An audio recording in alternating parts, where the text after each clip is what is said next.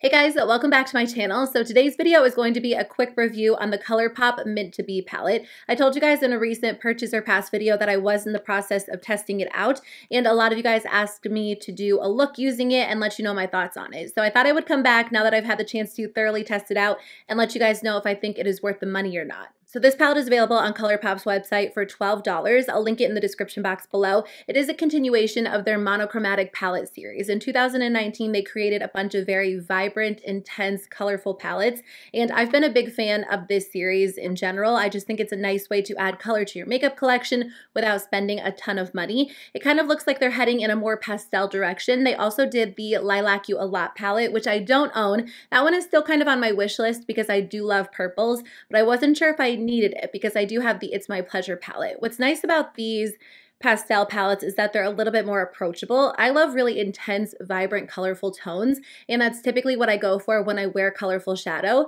but I think that I've realized a lot of people like something a little bit softer. So this palette comes with 5 matte shadows. The matte shadows are really smooth, so easy to blend out. I don't experience any skipping, any patchiness, which I do think is a nice change. A lot of colorful shadows can be a little bit more difficult to work with. These are so effortless. They take 2 seconds to blend out onto the eyes. They are on the lighter side. There are only like 1 or 2 shades that are a little bit deeper, but even still, you're not going to get a super dark, intense crease or outer corner with these shades. They're definitely meant to be a little bit softer on the eyes. They are a little bit powdery, but they're not quite as powdery as some of the other matte shadows that I've tried from ColourPop, so I do think they've improved the formula.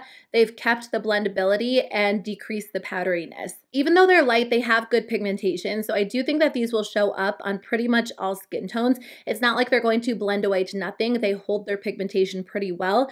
They're vibrant, but they are on the lighter side, so it kind of depends on what you're looking for, but I do think they'll show up well on the majority of skin tones, if not all. I can't say for sure, so if you have a deeper skin tone and you've tried these, let us know what you think. There are 4 metallics in this palette, and the metallic shadows are very soft, very buttery. I do think that they're a little bit softer than some other ColourPop metallics that I've tried. They're not dry at all. They're incredibly creamy and smooth, and you get really intense, rich, colorful payoff. I mean, they are on the lighter side for sure, but they do look very vibrant on the eyes. What's interesting about these is that they look pretty different in the pan. Like when you look at these 4 metallic shadows, you can see variations, but when you swatch them and apply them to the eyes, they don't look a whole lot different on the eyes. I mean, it is a mint palette and all of the shadows have like a mint theme to them, but I do think that, you know, the 2 lighter shades and the 2 deeper shades do give a very similar effect once they're on the eyes. Something that I've noticed about some of their monochromatic palettes is that my look does end up looking very similar in the end, and I think that is typically the case with the lighter palettes especially. I might get a slightly lighter look or a slightly brighter look, but overall it's going to look very similar to what I'm wearing, and it could be because I follow like a very similar technique when I do my eyeshadow, but I do notice with the pastel palettes or the lighter palettes, my looks always do end up looking somewhat similar. So as far as comparisons go, I actually don't have a lot of mint colored eyeshadows in my collection. The only other ColourPop palette that I could really compare to would be the Just My Luck palette, which is one of the palettes they released last year. It is a green palette, but it's definitely a lot more vibrant than Mint to Be. When you swatch them side by side, there really aren't any shadows that are dupes. There is like a lighter pastel shade in the Just My Luck palette, but other than that, the rest of the shades are definitely deeper and more vibrant in Just My Luck than they are in Mint to Be. If you have Just My Luck and you love it, I do think Mint to Be would be a really nice option to add to your collection to use alongside of it because it would expand your green eyeshadow collection by quite a bit, and I think they would be really nice to use together because you could do something a little bit more dramatic and intense, but also incorporating some of the lighter shades from Mint to Be would be a nice, you know, a nice option because there aren't a lot of light shades in Just My Luck. I do think the quality of Mint to Be is better. The shadows are a little bit softer, a little bit more blendable, and some of the darker shades in Just My Luck tend to look a little bit patchy on the eyes, but that's typical with deeper shadows, so it just kind of depends on the look you're going for. The only other palette in my collection that has mint shades in it would be the Melt Cosmetics Muerte palette, which I picked up not too long ago. I wouldn't recommend buying this one as an alternative to Mint to Be if you just like the mint shades because this is a lot more expensive and it only has 2 mint tones in it. But if you have this palette and you're wondering how they compare, the lighter green shades in here are a lot more intense and rich than the colors in Mint to Be. Mint to Be really is truly like a pastel palette. The shades in here look minty and pastel, but when you apply them in the eyes, they're very, very rich. So they don't really compare in my opinion, but I just thought I would throw it out there. So let me jump into the demo portion of this video. I'll show you guys how I got this look and how the shadows actually apply to the eyes. Okay, so the only thing that I did was prime my eyes with the Urban Decay Primer Potion and then set everything into place with a matte shadow. I just used one of the matte shadows from the ColourPop Going Coconuts palette. So I'm going to start with a transition color and just blend that into the crease and then slightly above the crease as well. So for today's video, I'm just going to use the Mint to Be palette because it is a review on this palette, but if you guys have the ColourPop Going Coconuts palette or just another good staple neutral palette, those are really nice to use alongside of this palette as well. I like going in with like a cooler toned brown as a transition because I just think it grounds the look a little bit more, but if you want like a true intense mint shadow, this shade is a nice one to use as a transition color just to kind of set the stage for the other shades. Next, I'm going to go in with the shade Ice Cold, and I'm just going to blend this into the outer corner and then work it up into the crease. This one is a little bit more rich compared to some of the lighter matte shadows, so I do love using this one in the outer corner and as a crease shade just because it is pretty rich. It also has like the perfect balance between pink and blue, so pink and blue between green and blue. It definitely leans a little bit more green, but it has like a nice cooler blue undertone. So I just think it looks really pretty, especially to make the look a little bit more dramatic. It's not too intense and too dark, and it can be blended out really easily, but I do think it adds a little bit of depth, especially because there are so many light shades in this palette. So now that that's pretty much blended out, I'm going to go in with a little bit more just to make the outer corner just slightly more dramatic.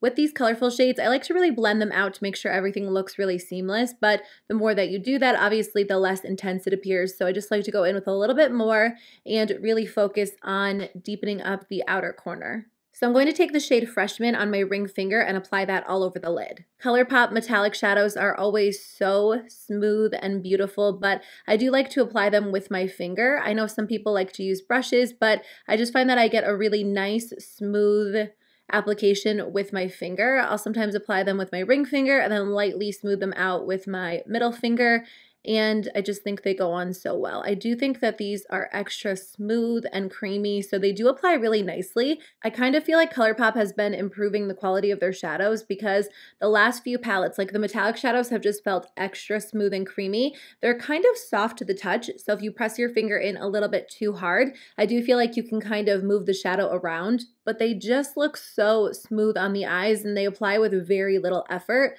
which I do think is a nice touch because I just think they're very, not necessarily beginner friendly, but if you're in a hurry and you want to apply shadows, these are perfect because they're just quick and easy to use. So yeah, they are beginner friendly, but they're just great for everybody who doesn't want to spend a ton of time blending out their shadow. I'm just going to go back in with a little bit more of that shade Ice Cold and really define the outer corner and even a little bit of the inner corner because after I applied the metallic shadow, I just feel like that really evened everything out, which is nice if you just want like a true wash of mint.